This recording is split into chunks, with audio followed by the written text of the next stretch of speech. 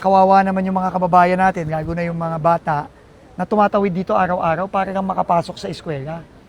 Tapos na-inform ako, marami na pag mga bata dito, na-aksidente na at naaanod dahil nga sa pag lumaki yung ilog, dahil sa ulan, talagang aabot na hanggang tulay, tapos inaanod. Every year nasisira itong tulay na to.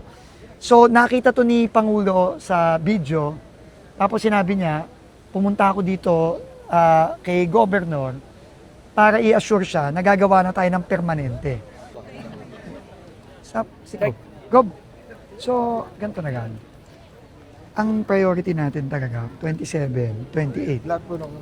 Lahat ng kaya. Maganda nga po, personal na nakapunta kayo dito para makita niyo po yung Oo. eksaktong lugar na kung saan itatayo po yung Hindi, footbridge po namin. kailangan talaga kasi nakita ni Presidente to, sinabi niya kagad, pumunta ako kay Governor. Opo.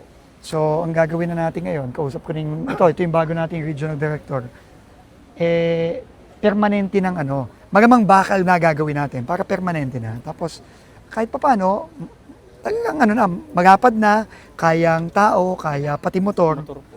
Tapos diretso na, tatagal yun. Dekada ang tatagal nun, hindi yun taon. Kasi, kailan kaya po? sisimulan na natin this year. Sisimulan na natin this year. Salamat po ng marami. So, gano'ng katagal ang steel bridge?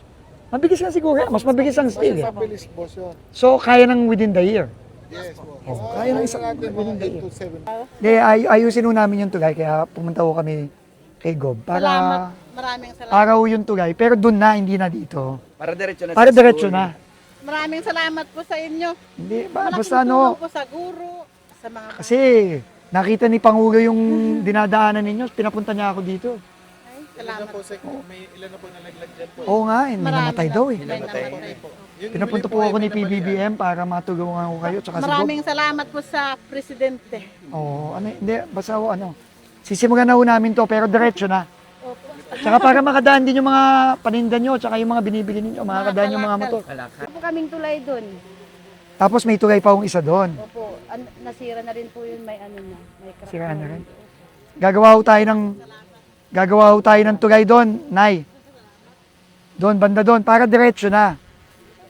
Tutumbukin na yung eskwela, Nay. Gagawa kami this year, sisimulan na namin. Ha?